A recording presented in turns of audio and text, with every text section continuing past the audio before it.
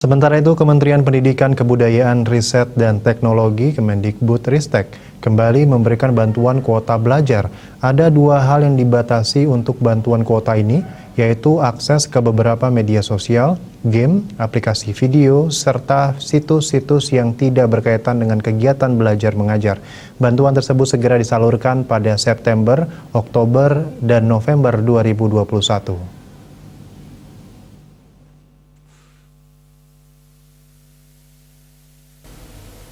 Pelaksana tugas PLT Kepala Pusat Data dan Teknologi Informasi Pusdatin Kemendikbudristek Hasan Kabibi mengatakan, pada prinsipnya substansi dari bantuan pendidikan ini memang diarahkan untuk membantu proses belajar mengajar. Banyak orang mencari sumber bahan belajar dari situ. Di luar website yang memang khusus pembelajaran, ia pun membeberkan sejumlah daftar media sosial yang dibatasi aksesnya saat menggunakan kuota bantuan Kemendikbudristek, di antaranya Badu Bigo Live, Facebook, Instagram, dan Twitter. Kuota bantuan Kemendikbud juga akan membatasi akses ke beberapa game seperti Candy Crush, Clash of Clans, Clash of King, Clash Royale, Crisis Action, FIFA Mobile Football, Mobile Legends, dan PUBG. Aplikasi video yang dibatasi adalah Dailymotion, JW Player, Like, Netflix, Kiki Video, TikTok, TPU Network, dan View. Hasan menambahkan, Kemendikbudristek akan selalu melakukan evaluasi sehingga tidak menutup kemungkinan bahwa jumlah aplikasi atau situs yang dibatasi aksesnya menggunakan bantuan kuota belajar akan terus bertambah. Masukan dari operator seluler dari masyarakat akan ditampung.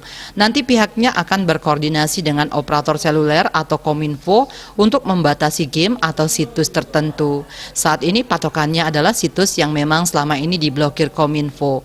Sebelumnya, Mendikbudristek Nadiem Makarim mengumumkan bahwa pemerintah akan menyalurkan 2,3 triliun rupiah untuk program bantuan kuota data internet bagi 26,8 juta siswa, mahasiswa, guru, dan dosen. Kuota bantuan yang akan didapatkan merupakan kuota umum dengan rincian per bulannya sebanyak 7 GB untuk peserta didik jenjang PAUD, 10 GB untuk peserta didik jenjang pendidikan dasar dan menengah, 12 GB untuk pendidikan jenjang PAUD pendidikan dasar dan menengah, dan 15 GB untuk dosen dan mahasiswa. Kuota tersebut berlaku selama 30 hari dan akan disalurkan setiap tanggal 11 pada September, Oktober, dan November 2021. Kemendikbudristek berharap bantuan ini dimanfaatkan semaksimal mungkin untuk kegiatan belajar mengajar, misalnya komunikasi virtual, learning, mengerjakan tugas, atau mengakses konten-konten positif. Wartawan Bali Pos melaporkan.